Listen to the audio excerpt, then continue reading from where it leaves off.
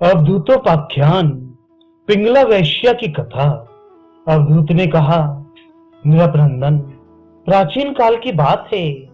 विदेह नगरी मिथिला में एक वैश्या रहती थी। उसका नाम था पिंगला। मैंने उससे जो कुछ शिक्षा ग्रहण की वह मैं तुम्हें सुनाता हूँ। सावधान होकर सुनो। वह स्वेच्छाचारिणी तो थी ही, रूपवती भी थी। एक दिन रात्रि के समय किसी पुरुष को अपने रमण स्थान में लाने के लिए खूब बन ठनकर उत्तम वस्त्राभूषणों से सजकर बहुत देर तक अपने घर के बाहरी दरवाजे पर खड़ी रही। न रत्न उसे पुरुष की नहीं धन की कामना थी, और उसके मन में ये कामना इतनी दृढ़मूल हो गई थी कि वह किसी भी पुरुष को उधर से आते जाते देखकर यही सोचती कि ये कोई धनी है और मुझे धन देकर उपभोग करने के लिए ही आ रहा है। जब आने जाने वाले आगे बढ़ जाते तब फिर वे संकेत जीवनी वैश्या यही सोचती कि अवश्य ही अब की बार कोई ऐसा धनी मेरे पास आएगा जो मुझे बहुत सा धन देगा। उसके चित्त की यह दुराशा बढ़ती ही जाती थी। वह दरवाजे पर बहुत देर तक टंगी रही। उसकी नींद भी जाती रही। वह कभी बाहर जाती तो कभी भीतर जाती। इस प्रकार आधी रात हो गई। राजन, सचमुच आशा और सोभी धन की बहुत बुरी है। धनी की बाट जोते जोते उसका मुंह सूख गया, चित्त व्याकुल हो गया। अब उसे इस वृत्ति से बड़ा वैराग्य हुआ। उसमें दुख वृद्धि हो गई। इसमें संदेह नहीं कि इस वैराग्य का कारण चिंता ही थी, परंतु ऐसा वैराग्य भी है सुख का ही हेतु। जब पिंगला के चित्त में इस प्रकार वैराग्य की भावना जागृत हुई तब उसने एक गीत गाया। वह मैं तुम्हें सुनाता हूँ। राजन, मनुष्य आशा की फांसी पर लटक रहा है। इसको तलवार की तरह काटने वाली यदि कोई वस्तु है तो वह केवल वैराग्य है। प्रिय राजन, जिसे वैराग्य नहीं हुआ है, जो इन बखेड़ों से उबा नहीं है, वह शरीर और इसके बंधन से उसी प्रकार मुक्त नहीं होना चाहता जैसे अज्ञानी पुरुष ममता छोड़ने की इच्छा भी नहीं करता। पिंगला ने यह गीत गाया था। हाय हाय, मैं इंद्रियों के अधीन हो गई। भला मेरे मोह का विस्तार तो देखो।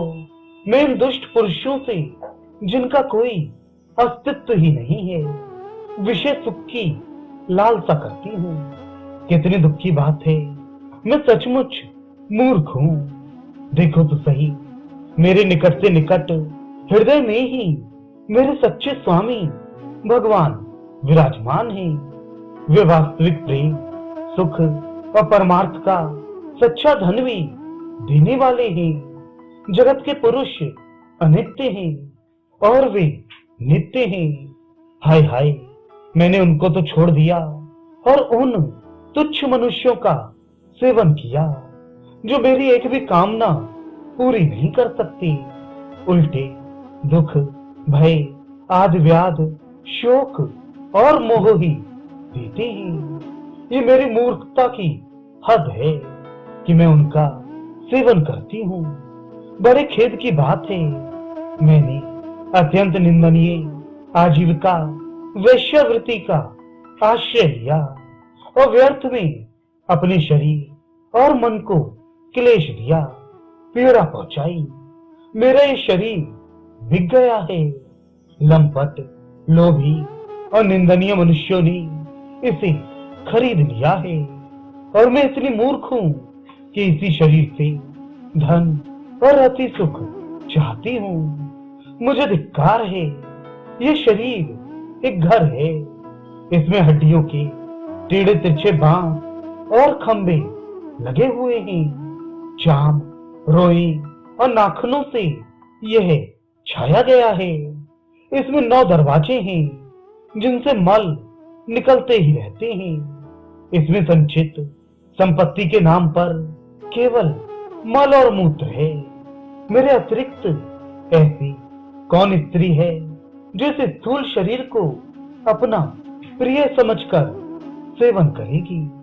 यूं तो यह विदेहों की, जीवन मुक्तों की नगरी है, परंतु इसमें मैं ही सबसे मूर्ख और दुष्ट हूं, क्योंकि अकेली मैं ही तो आत्मदानी, अविनाशी एवं परम प्रियतम परमात्मा को छोड़कर दूसरे पुरुष की अभिलाषा करती हूं।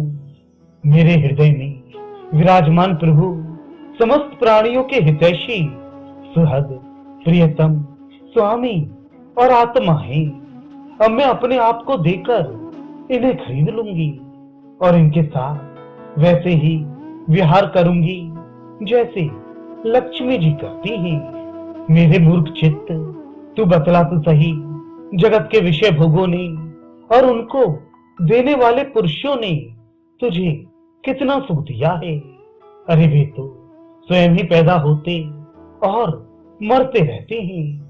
मैं केवल अपनी ही बात नहीं कहती, केवल मनुष्यों की भी नहीं, क्या देवताओं ने भी भोगों के द्वारा अपनी पत्नियों को संतुष्ट किया है। वे बेचारे तो स्वयं काल के गाल में पड़े पड़े करा रहे हैं। अवश्य मेरी किसी शुभ कर्म से विष्णु भगवान मुझ पर प्रसन्न है, तभी तो दुराशा से मुझे इस प्रकार वैराग्य हुआ है। अवश्य ही मेरा यह वैराग्य सुख देने वाला होगा। यदि मैं मंदभागिनी होती तो मुझे ऐसे दुखी ना उठाने पड़ते जिनसे वैराग्य होता है। मनुष्य वैराग्य के द्वारा ही घर आदि के सब बंधनों को काटकर शांति लाभ करता है। अब मैं भगवान का यह उपकार आदर पूर्वक सिर झुकाकर स्वीकार करती हूँ और विषय भोगों की दुराशा छोड़कर उन्हीं जगदीश्वर की शरण ग्रहण करती हूँ। अब मुझे प्रारब्ध के अनुसार जो कुछ मिल जाएगा उसी से निर्वाह कर लूंगी और बड़ी संतोष तथा श्रद्धा के साथ रहूंगी। मैं अब किसी दूसरे पुरुष की ओर न ताक कर अपने हृदयेश्वर आत्म स्वरूप प्रभु के साथ ही विहार करूंगी।